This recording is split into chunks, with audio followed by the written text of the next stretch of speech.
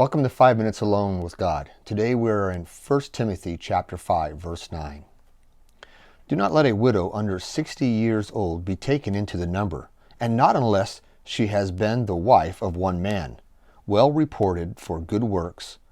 If she has brought up children, if she has lodged strangers, if she has washed the saints' feet, if she has relieved the afflicted, if she diligently followed every good work. But refuse the younger widows, for when they have begun to grow wanton against Christ, they desire to marry, having condemnation, because they have cast off their first faith. And besides, they learn to be idle, wandering about from house to house, and not only idle, but also gossips and busybodies, saying things which they ought not. Therefore I desire the younger widows marry, bear children, and manage the house. Give no opportunity to the adversary to speak reproachfully, for some have already turned aside after Satan. If any believing man or woman has a widow, let them relieve them, and do not let the church be burdened, that it may relieve those who are really widows. What is the Apostle Paul telling Timothy? He's really laying out a set of regulations for who the church is supposed to be responsible to take care of and who family members are supposed to take care of. As you see, there's quite a list here. Just because someone has lost a spouse doesn't mean that they are to enter into the church and be taken over or be taken care of by the church. Paul also mentions that just because a woman has or a man loses a spouse doesn't mean that they can't be remarried. Here we see that Paul encourages them to be remarried and to start a life again.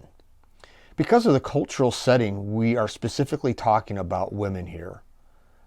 In those day and ages, when a man lost a spouse, he readily got remarried again.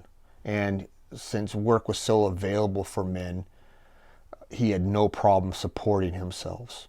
Women, on the other hand, did not find work, and they needed to be under a marriage relationship in order to provide for themselves, either with their father in that household or with a husband. So a lot has changed, and so when we make an application today, what's the application today? Today we see a lot of women who are widows who have had a career. They're able to provide for themselves, and they don't have a need of the church to come alongside and be the main support for them. Also, our government provides assistance for widows and people who have lost spouses. So there are multiple layers when we look at this, but that does not remove the responsibility of the church to come alongside and to help. And so as a church body, we need to make sure that if there are members in our church family who are widows, that we make sure that they are taken care of financially, that we're able to help in that area. We're able to help socially, making sure they're not alone, and that they're part of the church. They are a help to the ministry at large, and giving them that opportunity. So that's our time together today. See you tomorrow. 1 Timothy chapter 5, verse 17 through 25.